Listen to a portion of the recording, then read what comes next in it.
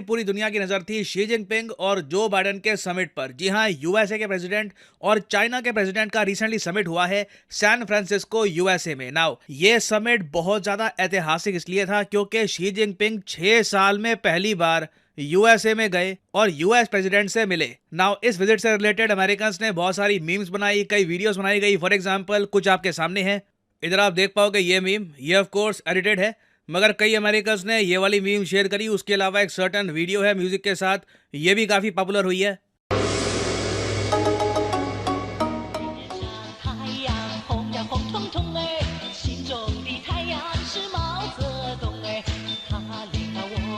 और अमेरिकन इस तरीके से समिट का मजाक इसलिए उड़ा रहे थे क्योंकि सबको बता रहा कि ये समिट ओवरऑल फेल होगा।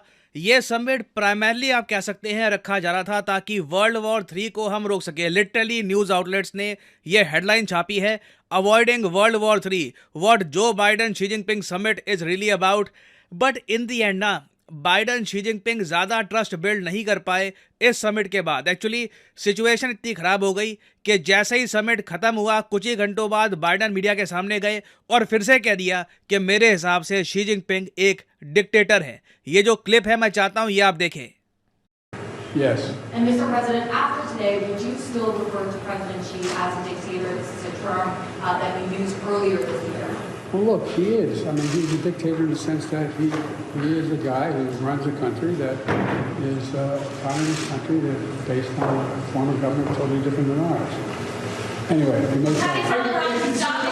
और जैसा ही बाइडेन के मुंह से ये वर्ड निकले ना डिक्टेटर, चाइना की तरफ से बहुत ही जरा स्ट्रांग प्रतिक्रिया आई है। वो लोग कह रहे हैं कि बाइडेन को ऐसा नहीं कहना चाहिए था समिट के ठीक बाद, जिससे आपने अभी अभी बात करी है, आप उसको कुछ ही घंटों बाद तानाशाह बुला दो। ये साफ बताता है कि दोनों कंट्रीज के रिलेशंस कितने खराब हो चुके हैं आज के समय। और इस वक्त इस समिट में जो भी बातचीत हुई थी, कुछ थोड़ी बहुत जो डेवलपमेंट हुई थी बाकी इश्यूज को लेकर, जैसे फेंटेनल का इशू है, कई और इश्यूज हैं, वो सब लोग इग्नोर कर रहे हैं। एक ही बात पे इस वक्त फोकस किया जा रहा है कि कैसे बाइडेन ने शी जिनपिंग को फिर से डिक्टेटर कह दिया मीटिंग के कुछ ही घंटों बाद। और अगर आपका यहाँ पर क्वेश्चन है कि ऐसी मीटिंग में क्या बात हो गई होगी कि बाइडेन को यह कहना पड़ा मीटिंग के बाद, वेल जहां तक मैं देख पा रहा हूं मेन इशू यहाँ पे था ताइवान का। यूएसए की तरफ से ये बात बार बार रेस करी गई कि चाइना ताइवान पे अटैक ना करे। इवेंचुअल जो चाइना का मिलिट्री बिल्डअप हो रहा है, चाइना पीसफुल तरीके से बात करे ताइवान से, कुछ मिलिट्री कॉन्फ्रंटेशन ना हो जाए। बट लगता नहीं है कि शी जिनपिंग ने कहीं से भी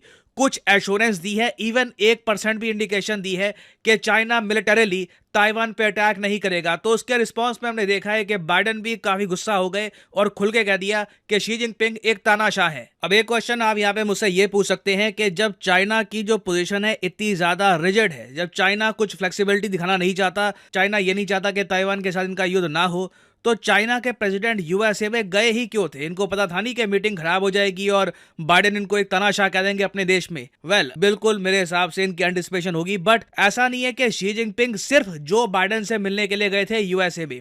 रीजन शी जिनपिंग के यूएसए में जाने का ये था क्योंकि यूएसए होस्ट कर रहा है आज के समय एपेक समिट। जी हाँ, एपेक समिट। एपेक देखिए एक बहुत ही इंपॉर्टेंट ग्रुप है और एपेक की फुल फॉर्म है Asia Pacific economic cooperation.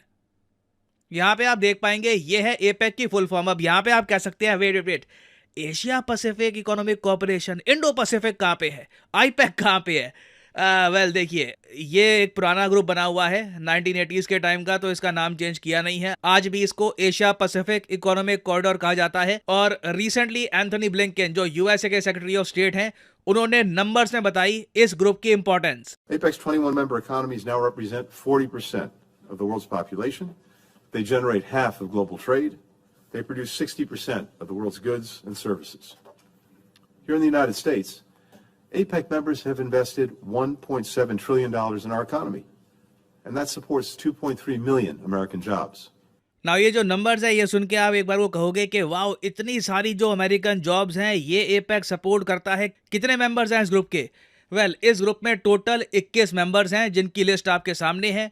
Important देश यहाँ पे आपको मिलेंगे Australia, Indonesia, Japan, south Korea, Malaysia, Mexico, New Zealand, उसके अलावा रशिया भी इसका मेंबर है। जी हाँ, रशिया भी एपेक का मेंबर है। इवन दो व्लादिमीर पुतिन ये यूएस गए नहीं है समिट के लिए, but Russia still a member of APEC. China इसका मेंबर है, यूएसए इसका मेंबर है। तो इसलिए देखिए ये ग्रुप बहुत ही ज़्यादा स्ट्रांग है इकोनॉमिकली। हालांकि मैं ये कहूंगा कि आज के समय इसकी जो इंपॉर्टेंस है काफी कम हो चुकी है।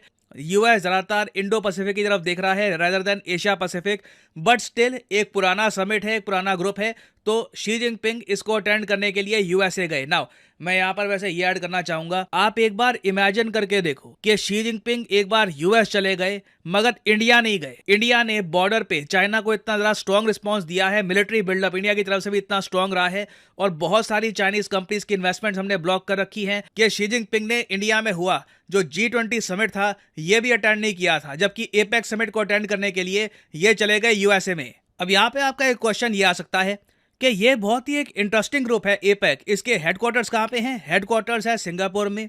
और अगला क्वेश्चन ऑब्वियसली ये आएगा कि इस ग्रुप में रशिया को ले लिया, चाइना को ले लिया इन लोगों ने, मगर इंडिया को ऐड क्यों नहीं किया? वेल देखो, रशिया को इस ग्रुप में ऐड किया था एक काफी डिफरेंट टाइम में। रशिया 1998 में इस ग्रुप में ऐड हो गया था। इंडिया 1991, 1992 से कोशिश कर रहा है कि इस ग्रुप में इंडिया को ऐड कर लिया जाए, बट चाइना और कुछ और कंट्रीज हमेशा इंडिया की मेंबरशिप को ब्लॉक कर देते थे। आज के समय कुछ और कंट्रीज की जो रिस्ट्रिक्शन है ये काफी कम हो चुकी है। सिर्फ चाइना ही अकेला कंट्री बचा है जो इंडिया की मेंबरशिप एपेक में ब्लॉक करके बैठा है, तो इसी वजह से इंडिया इस ग्रुप का मेंबर है नहीं, ऑल्दो हम लोग इस ग्रुप का मेंबर बनना चाहते हैं। ना मुझे यहाँ पर एक बात अपनी थोड़ी सी करेक्ट करनी पड़ेगी। 2014 से आप देखोगे ना तो इंडिया ने ज्यादा इंटरेस्ट नहीं दिखाया है एपेक को ज्वाइन करने में। और यहाँ पे मैं आपसे एक क्वेश्चन भी पूछना चाहूंगा, आपके हिसाब से अब 2023 में जब हम इंडो पैसिफिक को इतना प्रमोट कर रहे हैं, क्या आपका मानना यह है कि इंडिया को आज भी एपेक को ज्वाइन करने की कोशिश करनी चाहिए, एक ऐसा ग्रुप जिसकी जो फुल फॉर्म है वही एशिया पैसिफिक है? तो लिखेगा इसके बारे में कमेंट सेक्शन में।